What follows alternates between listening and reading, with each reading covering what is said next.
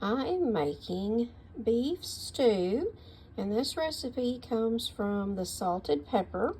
And if you're not following the salted pepper, you're definitely missing out. This is a wonderful recipe. I've made this before. My family loves it.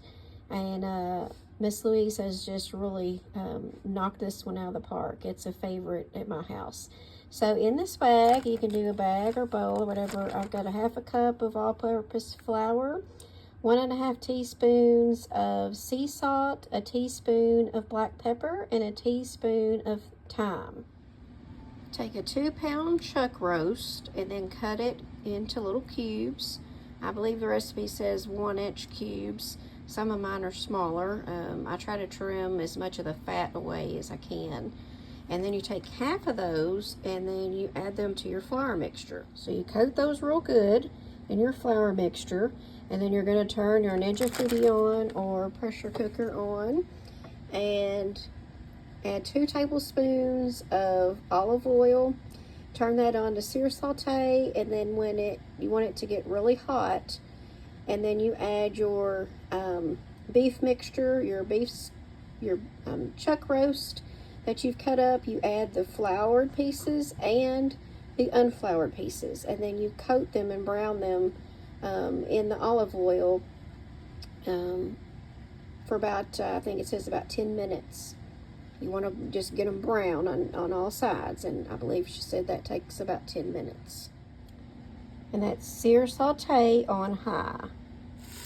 Now I'm going to add 1 whole onion that I've cut up in chunks and 6 cloves of garlic that I minced to this. Now I added more onion in there. I wasn't finished getting all my onion, but I had to stir it really quick. Now I've added 1 cup of beef broth. I think the recipe says red wine, dry wine, but I had beef broth, and I think it says you can use that instead, and that's what I had. So now I'm just going to deglaze my pot here and just scrape it with the liquid from that broth to get everything off the bottom. Now what I do is I turn my Ninja Foodi off when I'm deglazing like that on this recipe, just for the simple fact that the liquid, I don't want it to come up and get me. So you can see here where I have deglazed and you can kind of feel and look there on the bottom and see if you've got, little pieces and stuff that need to be scraped off. So I just turned it off and then I turn it back on. So now what I'm going to do is add 2 tablespoons of Worcestershire sauce, however you say that. And then I'm going to add 2 cups of beef broth. Now I'm going to stir this all up real well, real good, and then add my pressure lid on, and I'm going to pressure cook this for 20 minutes on high. Make sure you've got your valve set over here to seal.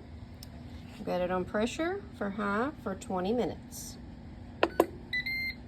And start. All right, the time's up, so now you're going to do immediate release. Move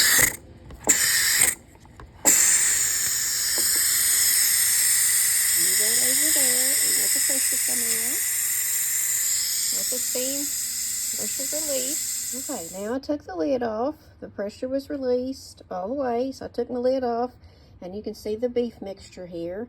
And while that was cooking, I took about 1 pound of yellow potatoes, and I just cut them into chunks. I think the recipe says about 1-inch chunks. Some of mine's probably smaller. And then I also did about 1 pound of carrots. I peeled those and just cut those up into, just little slices, about 1/2-inch slices there. So I'm going to add that to this mixture here. I tend to add these in little by little because, there's a lot of liquid there in your stew meat there. And I don't want to just dump it all in and splash all this and that together. So I'm just going to add all these in. And here's my carrot slices that I did. And some of them are, thicker than the others. Hopefully you can see that. There, and I'm going to add them also. I also cut up about 6 to 8 ounces. I think the recipe calls for 6 ounces of mushrooms, and you just cut those into 4 pieces each. One of those, so slice them up into 4s. And I'm adding 1 more yellow onion. This is a large yellow onion. The first one that I put in with the beef mixture was 1 whole yellow onion, and it was a large onion also, if I didn't state that. But this one, and I'm cut into, you know, smaller pieces. I think the recipe might say 1-inch pieces as well, so some of mine's kind of smaller.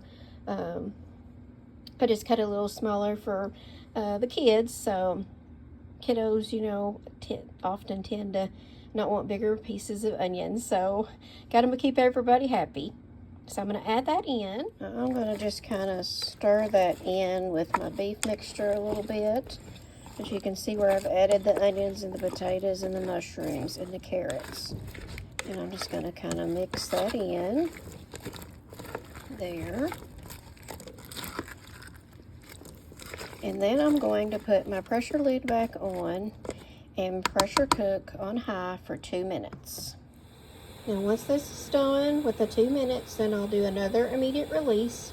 And then you want to get a glass container. I think the recipe says like a canning jar with a metal lid. And the steps to this is very important. Once all the pressure releases from the 2 minutes of cooking the vegetables, then you're going to take 1.5 or 1 cup of the broth from your stew, put it in your jar, and then you're going to add 1/2 cup of beef broth on top of that, and then you're going to add the remaining flour mixture that you had from your chuck roast, from your stew meat that you started with. You put that on the top of that, and then you will close the lid and you will shake this and shake it real good so that all of the flour incorporates there together with the liquid. And then once that is all mixed up, then you just add that back to your stew meat, back to your stew, and then you can simmer for about, I don't know, about 10 minutes, I think the recipe says, to let the flour thicken up. And that's it.